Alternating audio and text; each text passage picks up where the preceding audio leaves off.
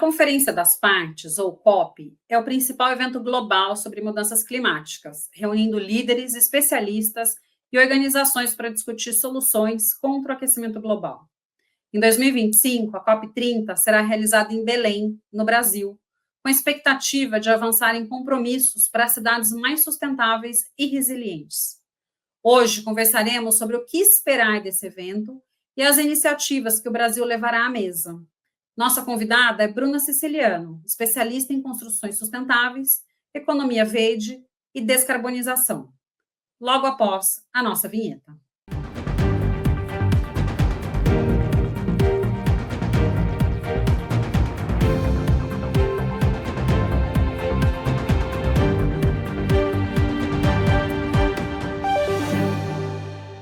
No programa de hoje, vamos explorar as propostas para a COP30 e como o Brasil pode liderar o caminho rumo a cidades mais verdes e tecnológicas.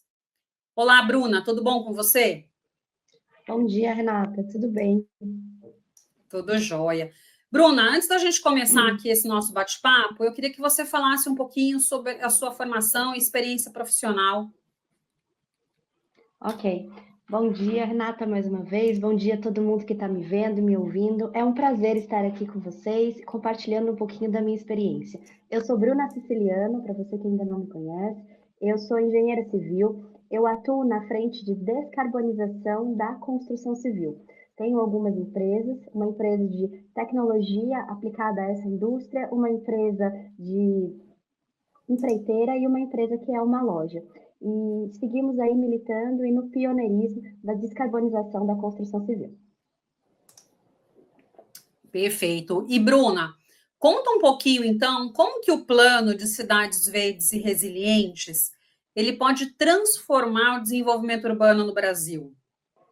Justo, Renata. O PCVR que tramita na Câmara dos Deputados, que eu tive o prazer de participar, né, no começo do ano, enquanto setor privado, enquanto escuta ativa e colocando as minhas contribuições, ele traz muito do diálogo de como a gente deve organizar, planejar e construir as nossas cidades a partir daqui.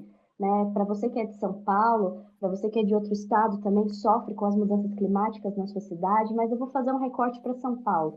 Recentemente tivemos chuvas aí muito fortes, alagando o metrô, devastando, né, carros, enchentes, árvores caindo, e isso é muito ruim porque impacta diretamente na vida do ser humano. Então, o PCVR ele vem para isso, para dizer, por exemplo, companhia de abastecimento de água, companhia de abastecimento de luz, como que a gente deve passar as fiações agora subterrâneas e não ficarem expostas. Então, ele vem repensar as modelagens de cidades para que elas sejam resilientes e mais seguras.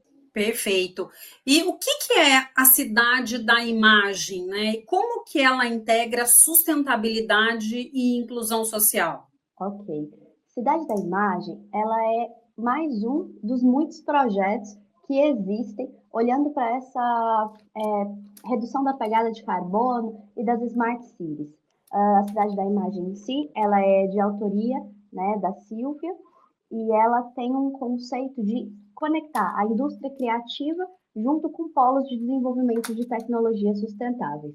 Além da Cidade da Imagem, nós temos outros projetos emplacados aí no Brasil. Nós estamos com um projeto muito legal em Belém do Pará, né, ali especificamente no mercado da carne, onde a gente prepara ele para ser um eixo da COP30 e também vamos deixá-lo como legado pós-COP30, trazendo uma conexão de indústria criativa, desenvolvimento de látex, que é um ativo do Brasil, que nós queremos deixar como legado de químico verde para a construção, e esperamos também construir o primeiro hotel sustentável, já produzindo crédito de carbono durante o retrofit da obra, e não só pós o empreendimento entregue. Essas são uma das modalidades que a construção civil vem trabalhando e militando nas suas frentes para ser pioneiro brasileiro, para a gente ter tecnologia made em Brasil para o resto do mundo. Perfeito. E, Bruna, me fala uma coisa, essa questão aí dos hotéis sustentáveis, qual seria mais ou menos a previsão de construção deles ficarem prontos? A nossa ambição é, pós-COP30, né, a gente consiga montar um fundo imobiliário com a contribuição e que deixe legado para Belém do Pará e para o Brasil. E uma vez a gente conseguido montar, fazer essa captação, né, montar esse fundo imobiliário, que vão ter vários protagonistas, a gente tem expectativa que as obras durem aí uns 2 anos e meio pós-COP30. Porque muita coisa Perfeito. já foi feita agora, antes da COP, né, o grosso do restauro, para poder até receber esse evento de COP30 em Belém. Sim, e uma coisa que é super importante, né, são as soluções baseadas na natureza. Então, de que forma essas soluções elas podem ser aplicadas, inclusive na questão da construção civil, para tornar as cidades mais resilientes? É justo que o Brasil, ele é líder na transição energética, né? Nós lideramos a pauta, nós temos a matriz energética mais limpa do mundo, e, e olhando para essas soluções baseadas na natureza, e copiando muito do que o agro faz, do que a mineração já faz, importando isso para a construção civil, nós temos muita capacidade, sim, enquanto construção civil, de liderar soluções baseadas na natureza, e eu insisto em liderar químico verde para a construção. Então, uma das minhas frentes de atuação, por exemplo, junto ao Senai, Sebrae, Fiesp, né, governo federal, fomos eleitos aqui com um financiamento via Embrapi, nós estamos desenvolvendo um material que é base látex, retirado da Amazônia. Então, a gente tira ali de Manaus, do povo ticuna, eles entregam látex bruto para a gente, látex esse que foi protagonista do desenvolvimento da Amazônia como um todo, mas também foi palco de muita sangria, né? De uma história muito sangrenta na colonização e no desenvolvimento ali do território Acre, Belém, Amazônia, Manaus, né? Amazônia como um todo. E a gente vem tentando reescrever essa história de colonização, deixando um legado positivo, trabalhando em cooperação, em política de coalizão, né, junto com os povos originários, junto com os governos locais e setor privado, que é a figura a qual eu represento. Então, nessa modalidade, a gente recebe o látex dos povos originários, cujo território são deles, a gente leva para um distrito de tecnologia que está localizado em São Bernardo do Campo, que é da Fiesp, que tem um reator nuclear para isso. Ele desenvolve, né, ele divide essa molécula do látex, e aí a gente consegue ter um químico verde para construção, um produto impermeabilizante que seja alternativo aos fósseis, alternativo à manta asfáltica, ao asfalto, né, aqueles que fazem a queima base petróleo. E a gente aplica isso de forma mais tranquila, porque, por exemplo, para você aplicar hoje um fóssil, né, algo que seja base betume, uma manta asfáltica, você precisa de um maçarico para fazer essa queima, um gás de LP, uma caldeira 280 graus. Então, o processo, além de emitir muito CO2, ele também é muito perigoso à vida do ser humano e arcaico. Se a gente emplaca essa tecnologia, por exemplo, a gente consegue colocar mulheres no canteiro de obra aplicando esse produto que tem a mesma expectativa físico-química. Esse é um dos meus Tá, projetos e esse é um exemplo de soluções baseadas na natureza. tá, perfeito. E me fala uma coisa, né? Você está mencionando aí a questão da redução das emissões de carbono, que é super importante e, de certa forma, a gente não para muito para pensar nessas questões, mas todo o processo, né, de produção de alguma coisa ou da construção tem muita emissão, desde o início, talvez, da concepção, né, até a obra estar pronta. Então, eu acho que, principalmente quando a gente fala em construção civil, ninguém imagina, né, porque a gente pensa em emissão muito mais em atividades industriais. Mas tem, sim, como você bem mencionou, a questão das emissões ali de carbono, né?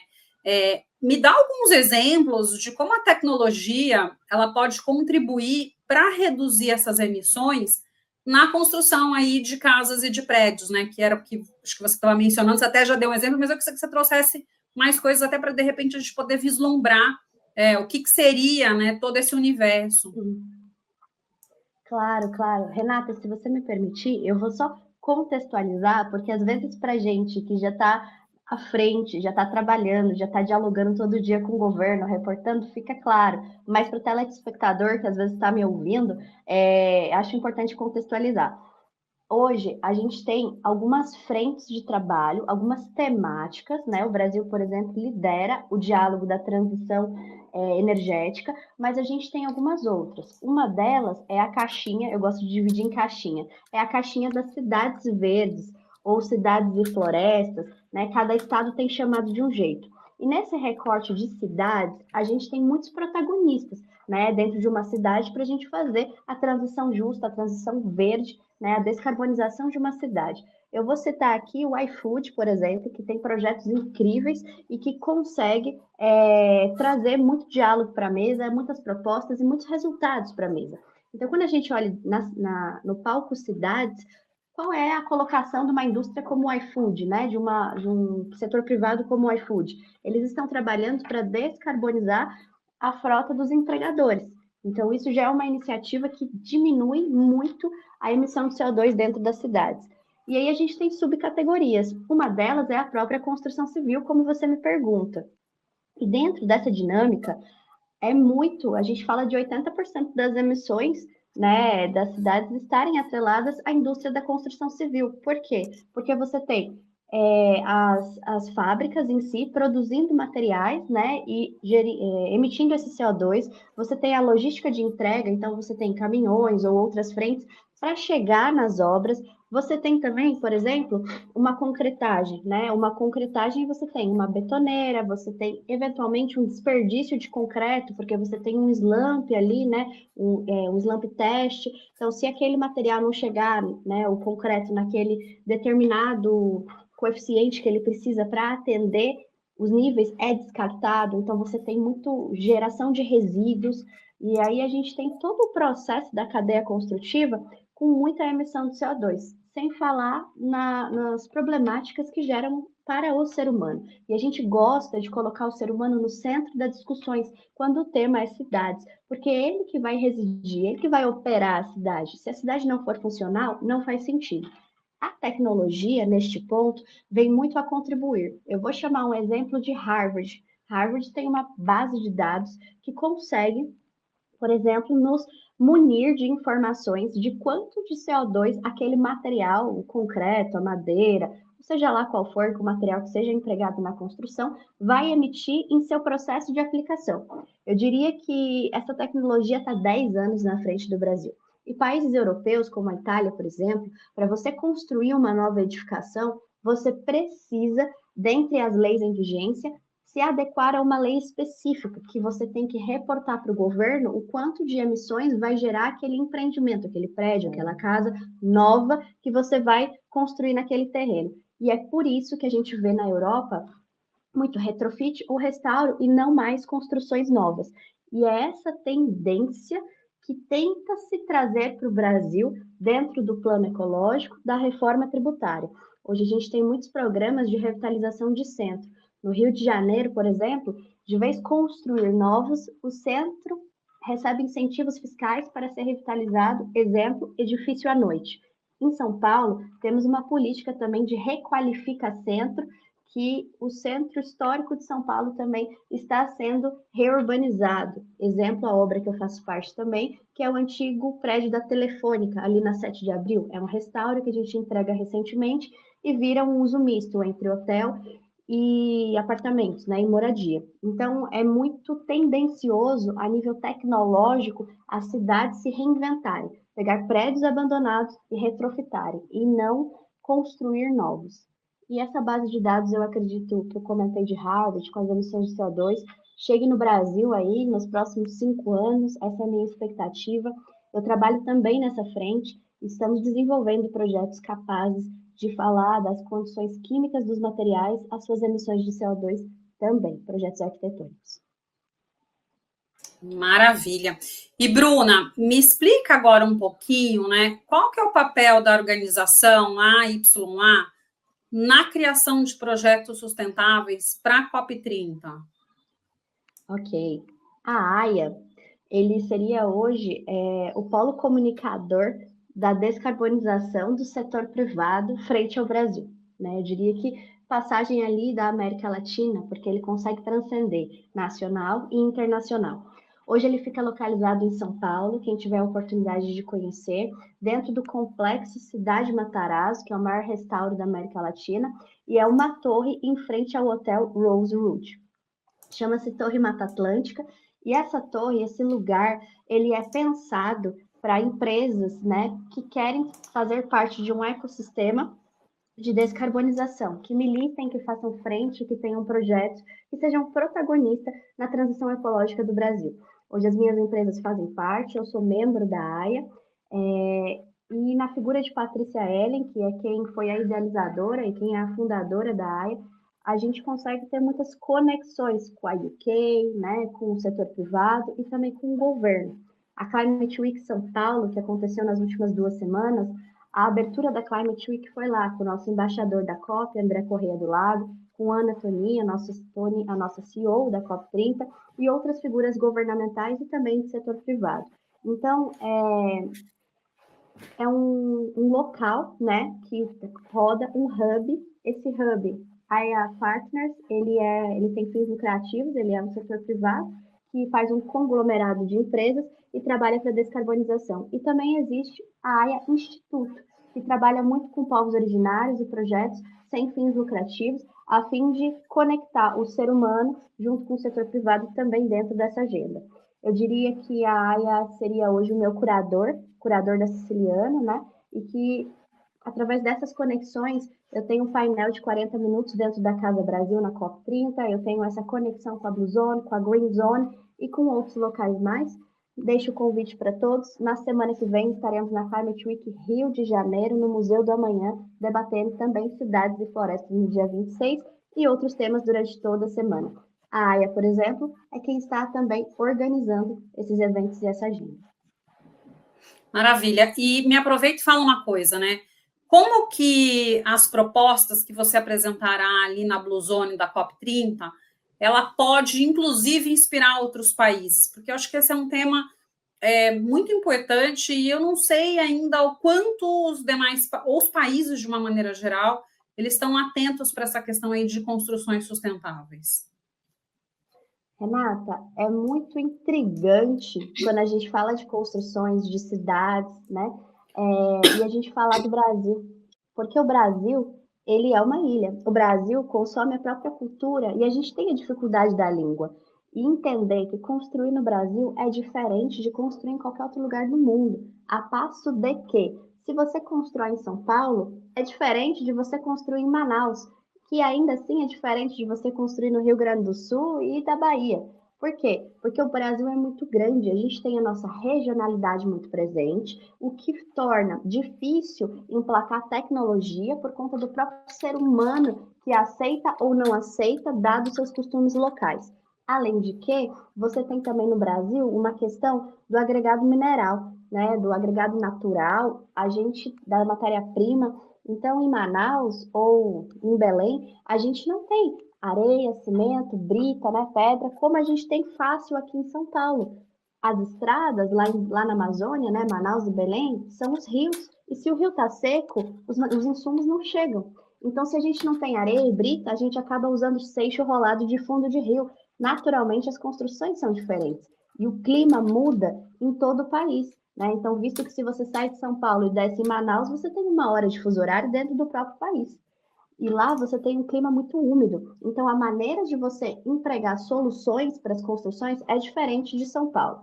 E imagine agora, nós que somos brasileiros, compreender tudo isso já é difícil, levar isso para uma pessoa que não é do Brasil, que não mora no país tropical, que não entende o clima, que não entende a regionalidade.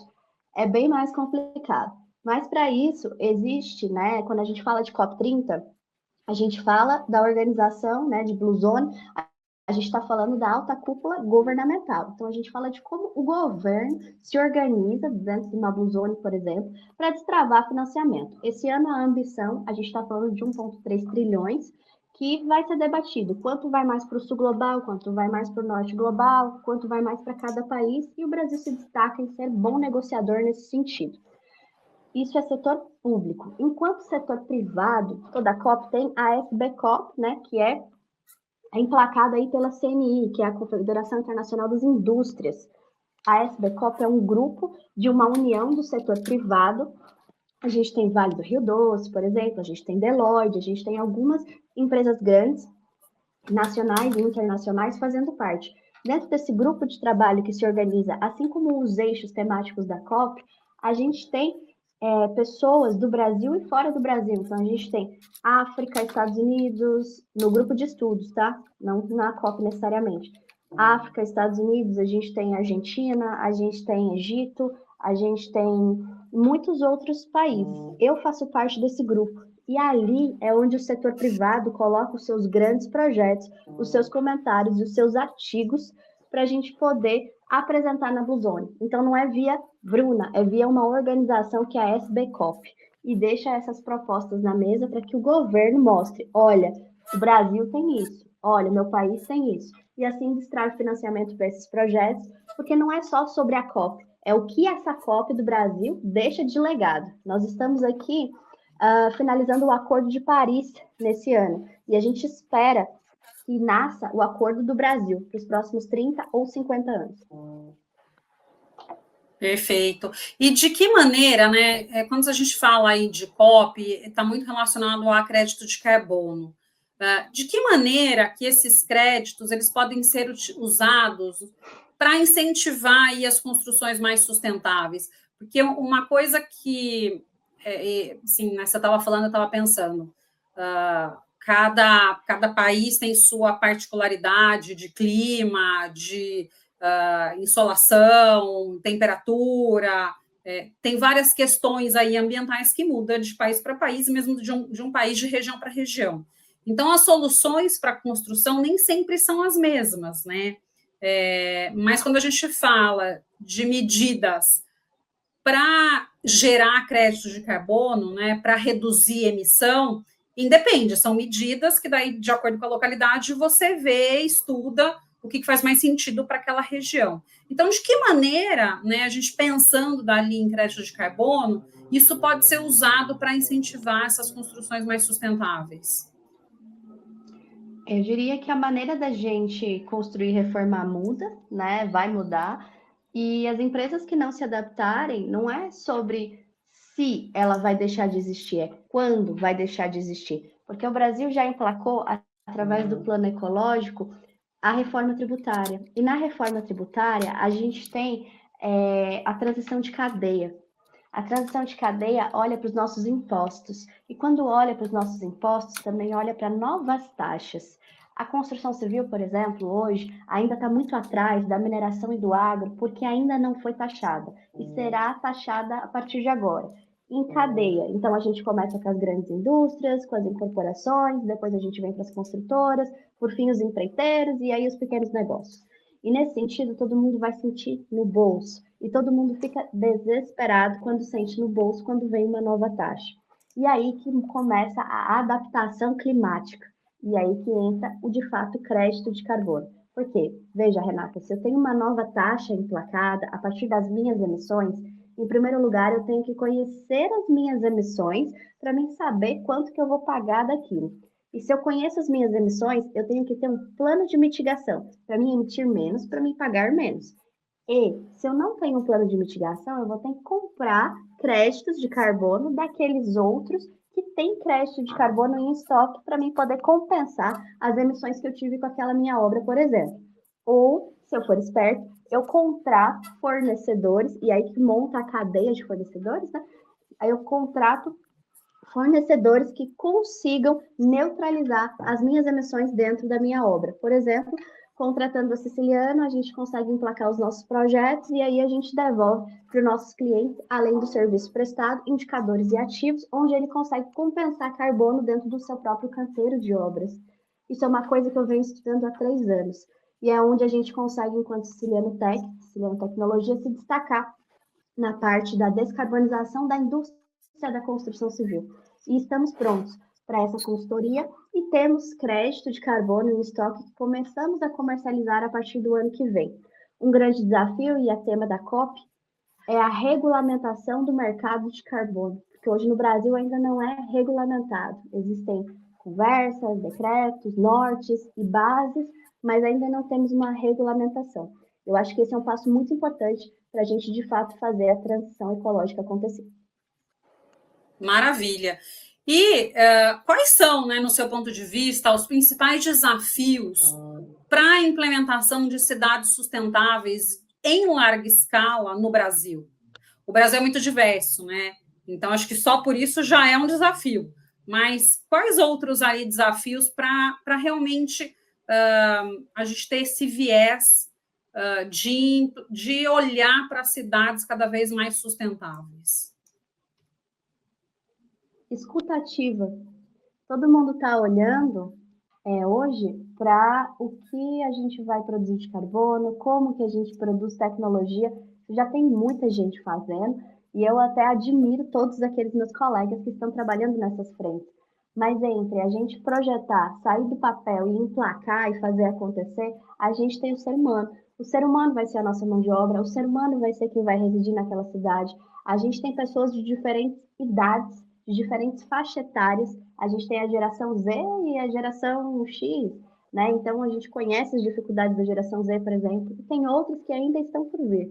Nesse sentido, eu gosto de falar que a gente tem que colocar o ser humano no centro das discussões. E quando a gente vai movimentar uma cidade, mudar a arquitetura, não só a arquitetura enquanto edificação, enquanto empreendimento, mas a arquitetura financeira de uma cidade. Porque se a gente está falando de smart cities, então a gente está falando da onde a pessoa ela não precisa pegar um carro, ficar 2 horas no trânsito para chegar no trabalho. Ela tem tudo no mesmo complexo, no mesmo conglomerado, onde ela desce do prédio, consegue fazer suas reuniões de negócio, vai para o mesmo, dentro ainda do prédio, vai ali, consegue fazer seu mercado e voltar para casa, tudo num eixo a pé. Então, se a gente está mudando a forma de performance e de moradia dessas pessoas, a gente tem que escutar as pessoas, porque não adianta nada a gente gastar trilhões, bilhões, milhões em projetos urbanísticos, gastar com as obras e isso depois não ser funcional, não operar. O Brasil tem um grande problema cultural. E se o ser humano não se convencer que aquilo é melhor para ele, para o futuro e para o planeta, ele não vai fazer. E se ele não fazer, o projeto nasce morto. Então, eu diria que o maior desafio de cidade é o ser humano.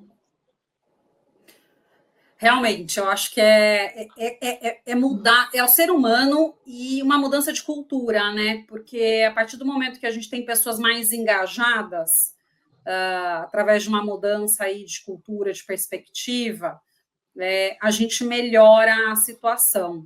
Mas eu acho que tem um viés político também, né, Bruna? Porque se a gente não tem esse olhar público para as questões ambientais, para a questão de drenagem nos grandes centros, a gente vai continuar sofrendo com enchentes, principalmente agora que a gente tem vivenciado cada vez mais chuvas mais intensas, com volume de água mais intenso, né? Então, eu acho que é esse conjunto que, de fato, precisa ter uma mudança de olhar, de sensibilidade, para ter o investimento necessário. Porque, não sei, no meu ponto de vista, não necessariamente é muito investimento que precisa ser feito. Até precisa, mas eu acho que é possível, né, com a situação que já é posta. Tem várias soluções, né? Você pode ter pagamento por serviços ambientais, você pode ter a questão de crédito de carbono, você tem incentivos financeiros que você consegue eventualmente implementar para melhorar a qualidade ambiental de uma cidade.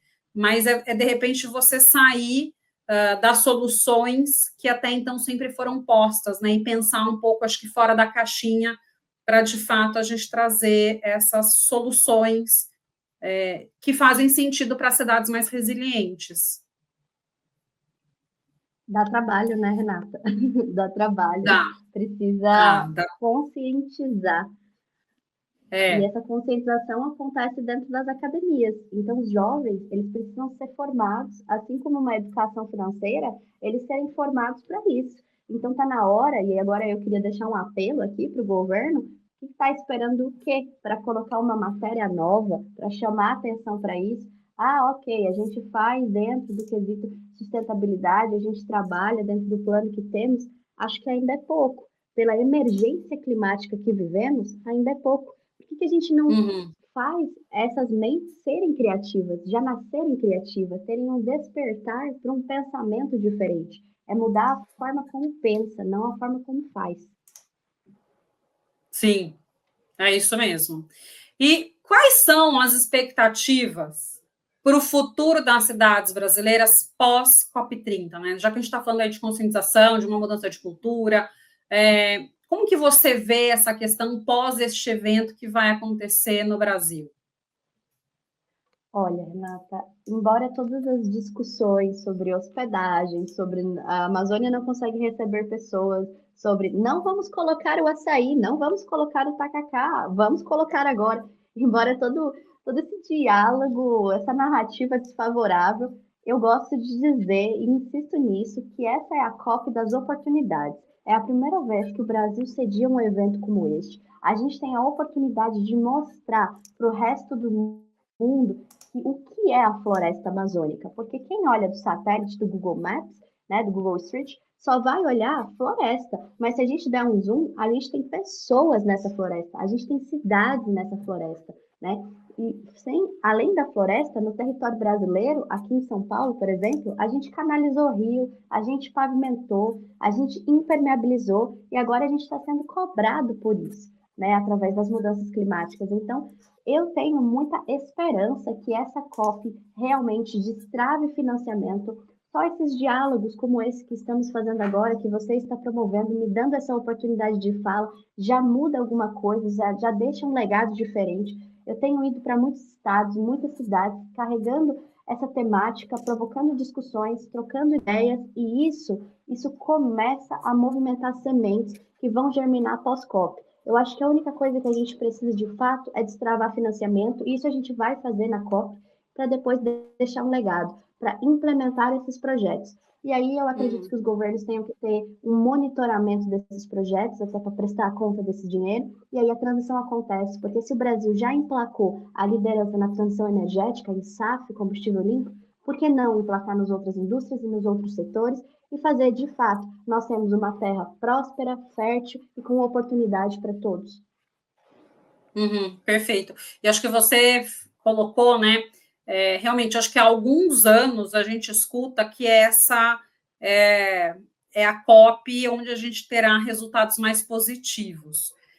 E é uma pena todo esse prévio que tem acontecido, né? Muito por conta de hospedagem, parece que está tirando um pouco a beleza do que pode ser, né, a COP 30, que tão esperada e que sempre prometeu muita coisa, como essa questão aí do financiamento, você destravar a questão dos financiamentos, você ter, né, diretrizes mais definidas, né? Acho que um aumento ali de possibilidades, pelo menos sempre foi o que eu escutei. Mas vamos aguardar, né? Porque acho que tem muita coisa ainda, está próximo, mas tem muita coisa ainda para acontecer. E, Bruna, para a gente encerrar aqui esse nosso bate-papo, eu queria que você deixasse uma mensagem para a nossa audiência. Com certeza. Acho que a mensagem que eu deixo é: vamos fazer a COP30, a COP das oportunidades, a COP para as oportunidades do Brasil. E você que é brasileiro, que está me ouvindo, então você está esperando o quê para engajar junto, para fazer parte dessa agenda, para ser um protagonista dessa agenda e não só para ficar assistindo. Eu deixo o convite para a gama de projetos que nós temos em desenvolvimento, seja em direitos humanos, seja na parte de construção civil, seja dentro de tecnologia, e eu tenho certeza que você aí que está me ouvindo tem alguma coisa de positivo e alguma ideia boa para contribuir para a nossa transição climática. Obrigada. Maravilha. Bruna, muito obrigado pela sua participação aqui no nosso programa de hoje, viu? E já deixo o convite para que volte mais vezes. Eu quem agradeço, obrigada por ter aberto esse momento de fala e diálogo, e com certeza eu vou voltar, e eu vou voltar contando o que aconteceu na COP, o legado que a gente deixa pós-COP, e quanto de financiamento consegui destravar para os meus projetos. Maravilha. Bom, gente, no programa de hoje eu conversei com Bruna Siciliano, especialista em construções saudáveis e sustentáveis. Muito obrigada a você que nos prestigiou até aqui. Deixe seu like, se inscreva em nosso canal e compartilhe. Nos vemos na próxima semana.